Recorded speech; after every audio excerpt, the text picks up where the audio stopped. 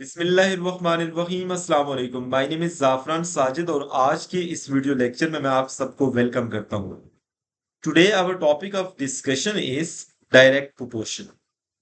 Okay, first of all we will understand what is direct proportion, what is the mathematical form of direct proportion between two quantities, and then we will solve three examples in order to have a clear idea about direct proportion. Okay, let's start. First of all हम understand करते हैं कि direct proportion होता क्या है। एक rough सा एक आइडिया मैं आपको दे रहा हूं, पहले उसको आप अंडरस्टैंड करें। देखिए, हमारे पास लेट्स सपोज दो क्वांटिटीज हैं, ठीक है। एक क्वांटिटी को मैं एक्स कह देता हूं और दूसरी क्वांटिटी हमारे पास y है। अब ये दो क्वांटिटीज जो है ना, इनके दरमियान जो प्रोपोर्शन है वो दो तरह का हो सकता है, या तो डायरेक्ट हो सकता है या इनवर्स हो सकता है। तो आज के इस वीडियो लेक्चर में हमने डायरेक्ट प्रोपोर्शन की बात करनी है। सो डायरेक्ट प्रोपोर्शन बेसिकली ये दो क्वांटिटीज के दरमियान एक ऐसा रिलेशन होता है कि जिसमें अगर आप एक क्वांटिटी को इंक्रीज करते हैं तो दूसरी क्वांटिटी भी इंक्रीज होगी, और अगर आप एक क्वांटिटी को लेट्स सपोज डिक्रीज करते हैं तो दूसरी क्वांटिटी भी डिक्रीज होगी। अब इसकी जरा एग्जांपल को भी आप अंडरस्टैंड कर लें। देखिए, फॉर एग्जांपल जब आप मार्केट में जाते हैं और आपको एक पेन चाहिए, ओके। अगर एक पेन की जो प्राइस है लेट्स सपोज वो 50 रुपीज है, ओके। अगर आपके पास वन पेन आप परचेज करते हैं, नंबर ऑफ पेन कितने हैं बेटा? वन पेन है, तो इसकी प्राइस कितनी है? लेट्स सपोज 50 रुपीज है, ओके। नाउ अगर आप टू पेन परचेज करेंगे तो ऑफ कोर्स इसकी प्राइस भी तो डबल हो जाएगी फिर। 50 प्लस 50, 100 रुपीज, ओके। सिमिलरली अगर आप थ्री पेन परचेज करते हैं, ओके, तो हमारे पास प्राइस 150 रुपीज हो जाएगी। तो एक चीज आपने नोट की होगी कि जब आप नंबर ऑफ पेन को इंक्रीज कर रहे हैं तो प्राइस भी इंक्रीज हो रही है। अगर आप नंबर ऑफ पेन को डिक्रीज करेंगे तो प्राइस भी डिक्रीज होगी। इसका ये मतलब है कि हमारे पास ये जो दो क्वांटिटीज हैं, एक आपके पास नंबर ऑफ पेन, ये एक क्वांटिटी है number of pen, this is directly proportional to price of pen, okay. Number of pen अगर आप इंक्रीज करेंगे तो उन पेन्स की प्राइस भी ज्यादा हो जाएगी, अगर आप नंबर ऑफ पेन को कम करेंगे तो प्राइस भी कम हो जाएगी। It means that these two quantities have a direct proportion between them. I hope आपको ये अंडरस्टैंड हो गया है, फिजिकल मीनिंग के भी आपको पता चल गया है कि डायरेक्ट प्रोपोर्शन दो क्वांटिटीज के दरमियान क्या होते हैं। ओके, इसकी अब जो एक प्रॉपर डेफिनेशन है, जरा उसको भी हम देख लेते हैं। ये दो क्वांटिटीज के दरमियान डायरेक्ट प्रोपोर्शन है, इसको मैंने हाईलाइट भी कर दिया। अच्छा, अब जरा इसकी डेफिनेशन स्टूडेंट्स हम देख लेते हैं। If y is directly proportional to x, हमारे पास ये दो क्वांटिटीज हैं, एक y है और एक x है। वो कह रहे हैं कि अगर y जो है ना वो x की डायरेक्टली प्रोपोर्शनल हो, then y over x will be equal to k। मतलब आप y और x को डिवाइड करें तो आंसर क्या आना चाहिए? एक कांस्टेंट आना चाहिए। या इसको आप कुछ इस तरह से भी लिख सकते हैं, y is equal to kx where k is a constant and k does not equal to 0। यहाँ पर कुछ स्टूडेंट को ये डेफिनेशन थोड़ी सी मुश्किल लगेगी, लेकिन ये मुश्किल बिल्कुल भी नहीं है। मैं इसको यहाँ पे एक्सप्लेन कर देता हूँ स्टूडेंट्स, इस बॉक्स में मैं इसको एक्सप्लेन कर रहा हूँ। देखिए, हमारे पास दो क्वांटिटीज हैं, एक y है और एक x है। वो कह रहे हैं कि अगर y x के डायरेक्टली प्रोपोर्शनल हो तो फिर उसको आप कैसे लिखेंगे? y, this is sign of proportionality into x। What does this expression means? That y is directly proportional to x। और स्टूडेंट ये जो एक्सप्रेशन है ये बेटा हमारे लिए यूजलेस है, ये सिर्फ आपको दो क्वांटिटीज के दरमियान एक रिलेशन देता है। अब इसको हम एक यूजफुल फॉर्म में कन्वर्ट करते हैं। कैसे कन्वर्ट करेंगे? ऑलवेज रिमेंबर, ये जो आपके पास इसको मैं लिख भी देता हूं, this is sign of proportionality, sign of proportionality, okay. So ये आपके पास क्या मतलब है कि y is directly proportional to x, okay. जब इस साइन ऑफ प्रोपोर्शनैलिटी को आप रिमूव करेंगे तो यहाँ पे इक्वल का साइन आ जाएगा और एक कांस्टेंट आ जाएगा।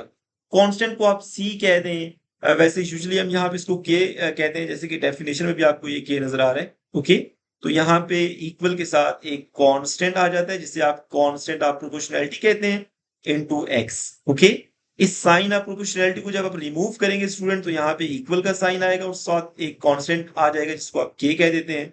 तो ये एक्सप्रेशन जो है, this is very useful expression, क्योंकि इसी एक्सप्रेशन को यूज करके आपने जो अननोन वेरिएबल होगा उसकी वैल्यू फाइंड करनी है। ओके, तो दो क्वांटिटीज हमारे पास हैं, एक y और एक x है। लेट्स सपोज अगर y x के डायरेक्टली प्रोपोर्शनल होगा तो उसको फिर आप कुछ इस तरह से लिख सकते हैं। इस डेफिनेशन में उन्होंने क्या किया, यहाँ पे x क्योंकि k के साथ मल्टीप्लाई हो रहा है तो लेफ्ट साइड पे आके ये डिवाइड हो जाएगा, y over x is equal to k। तो उन्होंने इस वाली फॉर्म को लिखा है। एक ही बात है, आप बेशक इसको लिख लें इसको लिख लें, एक ही बात है। ठीक है, उन्होंने ये जो पहले वाली फॉर्म है ये बाद में लिखी है, यहाँ पे आप देख सकते हैं। ठीक है, और ये फर्स्ट एक्सप्रेशन उन्होंने लिखा है, तो इससे बिल्कुल आपने कंफ्यूज नहीं होना। Always remember whenever we have two quantities and both of them are in direct relation, then we can write it as y is equal to kx. Okay, अगर y और x दो क्वांटिटीज हैं तो जो एक दूसरे के डायरेक्टली रिलेशन में है, तो आप कुछ उसको इस तरह से लिख सकते हैं। And here k is constant of proportionality। I hope आपको अंडरस्टैंडिंग हो गई है कि डायरेक्ट प्रोपोर्शन क्या होता है। ठीक है, और इसकी फिजिकल मीनिंग मैंने आपको बता दी है, उसके बाद मैथमेटिकल फॉर्म बता दी। अभी जरा हम जल्दी से एग्जांपल्स पे जाते हैं। Okay, let's start with the example. First example, if z is directly proportional to x and z is equal to 12 when x is equal to 3, find the value of x when z is equal to 18. So student, आपने step by step जो given statement है उसको mathematical form में transform करना है। First of all बेटा आपके पास क्या गिवन है कि z is directly proportional to x, तो z आपके पास x के डायरेक्टली प्रोपोर्शनल है, तो उसको मैं ऐसे लिख सकता हूं, z this is sign of proportionality into x। इसका मतलब है कि z is directly proportional to x। ये हमारे पास यूजलेस एक्सप्रेशन है, सबसे पहले इसको आप यूजफुल फॉर्म में कन्वर्ट करें। साइन ऑफ प्रोपोर्शनैलिटी को जब आप रिमूव करेंगे तो इक्वल का साइन आएगा और एक कांस्टेंट भी आएगा k, और दिस इज x। ओके, इसको मैं यहाँ पे रेक्टेंगुलर बॉक्स में इनक्लोज कर देता हूं और उसको मैं हाईलाइट भी कर देता हूं। This expression is very useful. अच्छा, उसके बाद क्या गिवन है, and z is equal to 12 when x is equal to 3। z की वैल्यू 12 है और x की वैल्यू कितनी है बेटा, उस टाइम 3 है। 3 यहाँ पे क्योंकि k के साथ मल्टीप्लाई हो रहा है, इसको आप लेफ्ट साइड पे लेके आएंगे तो डिवाइड होगा। तो इस तरह से आपके पास जो k की वैल्यू आती है दैट इज 4। तो आपके पास k की वैल्यू 4 आ गई।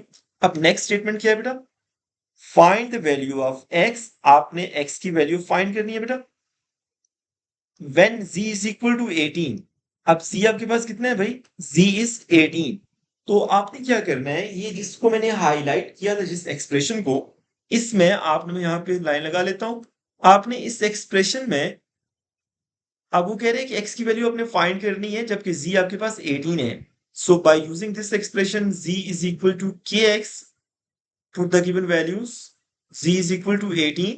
what is the value of k? k की वैल्यू हमने सबसे पहले फाइंड की हुई है, दैट इज 4 मल्टीप्लाई x। अब क्योंकि ये 4x से मल्टीप्लाई हो रहा है, लेफ्ट साइड पे आएंगे तो ये डिवाइड होगा बेटा। सो यहां से अगर आप इसको डिवाइड करें तो आंसर आपके पास 4.5 आता है। इस तरह से आपने x की वैल्यू फाइंड कर ली है। आई होप आपको समझ आ गया है कि इस फर्स्ट क्वेश्चन में हमने जो गिवन रिलेशन था z is directly proportional to x, इसको यूज करके हमने किस तरह से अननोन वेरिएबल की वैल्यू फाइंड की। So let's move on question number 2। Okay, what is question number 2? If q is directly proportional to p and q is equal to 28 when p is equal to 4.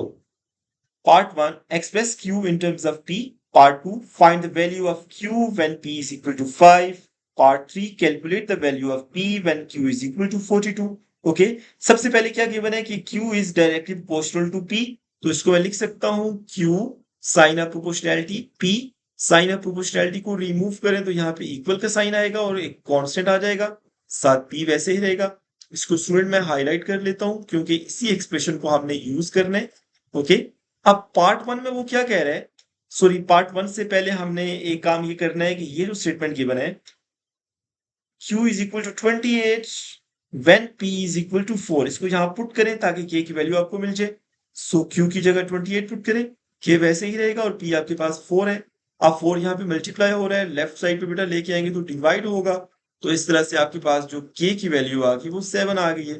Okay, अब part 1 की हम बात कर लेते हैं। Part 1 में वो क्या कह रहे हैं, express q in terms of p। वो कह रहे हैं कि q जो है ना उसको आप इन टर्म्स ऑफ p में एक्सप्रेस करें। बहुत आसान है, इस जिसको मैंने हाईलाइट किया इसी को यहाँ पे लिख लें, इसी को हम ऑलवेज यूज करेंगे। q is equal to k time p। यहाँ पे k की वैल्यू पुट कर लें, कि आपके पास 7 है, तो आपने यहाँ पे q को in terms of p represent कर दी है, मतलब q की वैल्यू में p भी आना चाहिए। ठीक है, ये आपने यहाँ पे कर दिया, बहुत आसान है। अभी जरा हम बात कर लेते हैं भाई पार्ट 2 की। Find the value of q when p is equal to 5। अब वो कह रहे हैं कि आप q की वैल्यू फाइंड करें जब p जो है ना वो 5 हो गया। तो यहाँ पे सिंपल आप इसी एक्सप्रेशन को यूज करें जिसको मैंने हाईलाइट किया है, q is equal to k time p। यहाँ पे बेटा आपने k की वैल्यू फाइंड की हुई है 7 और p की वैल्यू गिवन है, p की ये वाली वैल्यू यूज करनी है। ओके, इसके करस्पॉन्डिंग आपने q फाइंड करना है। So this is 35। तो इस तरह से आपने जो दूसरा पार्ट है उसकी वैल्यू भी फाइंड कर ली। अब जरा हम बात कर लेते हैं तीसरे पार्ट की बेटा। सो तीसरे पार्ट में वो क्या कह रहे हैं, calculate the value of p। अब आपने p फाइंड करना है जबकि q हमारे पास कितना गिवन है 42। अब इसी एक्सप्रेशन को यूज करेंगे जिसको मैंने हाईलाइट किया है, q is equal to k time p। अब यहाँ पे जो वैल्यूज गिवन है उसको बेटा यहाँ पुट कर लें। ये जो p आपने फाइंड करना है और इसके करस्पॉन्डिंग जो q की वैल्यू है 42 है, और k की वैल्यू 7 हमने फाइंड की हुई है। तो करें यहाँ पे 7 यहाँ पे मल्टीप्लाई हो रहा है, लेफ्ट साइड पे आके डिवाइड होगा। इस तरह से बेटा आपने p की वैल्यू फाइंड कर ली है, that is 6। Okay, I hope आपको क्वेश्चन नंबर 2 की भी अंडरस्टैंडिंग हो गई है। Okay, let's move on question number 3। Question number 3 बहुत इजी है, देखें। 108 identical books have a mass of 30 kg. Find the mass of 150 such books. Part 2, the number of such books that have a mass of 20 kg. अच्छा, ये भी of course देखिए ना, जब number of books को आप ज्यादा करेंगे तो मैथ भी तो ज्यादा होगा ना। क्लियरली यहाँ पे मेंशन नहीं है कि दो क्वांटिटीज के दरमियान रिलेशन किया है, लेकिन अगर आप यहाँ पे ऑब्जर्व करें तो हमारे पास नंबर ऑफ बुक्स 108 है और मैथ कितना है 30 केजी है। अब वो कह रहे हैं कि अगर आप 108 से 150 बुक्स कर दें तो फिर मैथ कितना होगा, ऑफ कोर्स इंक्रीज करेगा ना। तो इस तरह के क्वेश्चंस को आपने कैसे टैकल करना है, गौर से देखना है। सबसे पहला काम आपने ये स्टूडेंट करना है कि आपने यहाँ पे दो क्वांटिटीज को आइडेंटिफाई करना है जिनके दरमियान डायरेक्ट क्वेश्चन है। एक तो बेटा आपके पास ये आइडेंटिकल बुक्स हैं और दूसरा मैस ऑफ दोज बुक्स। तो बेसिकली आपके पास आप लिख सकते हैं यहाँ पे एक साइड पे आपके पास आइडेंटिकल बुक्स हैं या नंबर ऑफ बुक्स भी आप कह लें इसको। ये आपके पास फर्स्ट क्वांटिटी है और दूसरी क्या क्या आपके पास mass of those books. Okay, तो आपके पास पहले कितनी बुक्स आपके पास गिवन है 108 और इनका मैस कितना है बेटा 30 केजी। अच्छा, उसके बाद वो क्या कह रहा है पार्ट 1 में, क्या कह रहा है in part 1 the mass of 150 such books. आपने नंबर ऑफ बुक्स तो अभी गिवन है 150, लेकिन मैस आपने फाइंड करना है तो मैस को मैं x कह देता हूं। ओके, अच्छा, अब इसको आपने लिखना कैसे है, मैं यहाँ पे सॉल्व कर रहा हूं।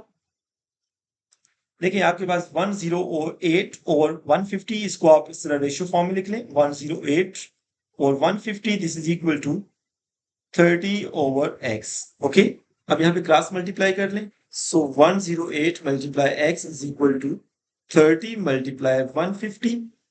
अब इसको मैं सॉल्व कर लेता हूं यहाँ पे। ओके, यहाँ पे मैं कैलकुलेटर को यूज कर लेता हूं। सबसे पहले हम 30 को मल्टीप्लाई करते हैं 150 से। सो आंसर हमारे पास 4500 आ गया। 108 मल्टीप्लाई x। अब 108 यहाँ पे मल्टीप्लाई हो रहा है तो राइट साइड पे जाके बेटा डिवाइड होगा। इसको आप यहाँ पे डिवाइड कर दें। ओके, इसको मैं डिवाइड करता हूं तो आंसर हमारे पास 41.6 आ रहा है। ओके, 1.67 कर दें। ये आपके पास बेसिकली जो x है ये मैस है। इसका ये मतलब है कि आपके पास अगर बुक्स को 150 कर दें तो उस केस में जो आंसर आएगा वो 41.67 केजी आएगा। ओके, 108 बुक्स का जो मैथ था 30 केजी था, अब 150 बुक्स को ज्यादा कर दिया तो मैथ भी ज्यादा होगा। इसका मतलब है ये दोनों क्वांटिटी एक दूसरे के डायरेक्ट प्रोपोर्शन में। अच्छा, पार्ट 2 की बात कर लेते हैं। पार्ट 2 को मैं यहाँ पे सॉल्व कर लेता हूँ। ओके, पार्ट 2 में वो क्या कह रहे हैं, the number of such books that have a mass of 20 kg। Again से आप यहाँ पे ये जो आपने आइडेंटिकल बुक्स और मैथ लिखा था यहाँ पे मैं लिख लेता हूँ। सबसे पहले आपके पास जो फर्स्ट क्वांटिटी है दैट इज आइडेंटिकल बुक्स है, और सेकंड क्वांटिटी हमारे पास मैथ्स है। पहले आपके पास 108 बुक्स हैं और मैथ्स कितने 30 केजी है। अब वो कह रहे हैं find the number of such books, इसको आप एक्स कहते हैं, इसको आपने फाइंड करने that have a maths of 20 KG. अब मैथ्स आपके पास 20 केजी के बने। अगेन आपने वही काम करना है, सबसे पहले आप उसको रेशियो फॉर्म में लिख लें, 108 over x is equal to 30 over 20। अच्छा, क्रॉस मल्टीप्लाई कर लें, 108 multiply 20 this is equal to 30 multiply x. अब यहाँ पे मैं इसको मल्टीप्लाई कर लेता हूँ। सबसे पहले स्टूडेंट्स आपने 108 को मल्टीप्लाई करना है 20 के साथ, so the answer is 2160 this is equal to 30 multiply x. अब यहाँ पे 30 क्योंकि x से मल्टीप्लाई हो रहा है तो दूसरी साइड पे जाके डिवाइड होगा, उसको मैं डिवाइड कर लेता हूँ 30 से, तो आंसर 72 आ गया। अब क्योंकि हमारे पास जो x था वो क्या था, वो बेसिकली नंबर ऑफ बुक्स को शो कर रहे हैं। इसका ये मतलब है कि x की वैल्यू कितनी आ गई बेटा 72। तो ये आपके पास बुक्स है। आई होप आपको समझ आ गई है कि किस तरह से आपने डायरेक्ट पोर्शन के रिलेटेड क्वेश्चन जो है वो सॉल्व करने हैं। अगर आप लोगों को ये वीडियो पसंद आई है तो काइंडली इस वीडियो को लाइक करें, मेरे चैनल को सब्सक्राइब करें, उसे ज्यादा से ज्यादा शेयर करें। हमारी जो अपकमिंग वीडियो होगी उसमें हम इनवर्स प्रोपोर्शन की बात करेंगे। Thank you so much for watching my video.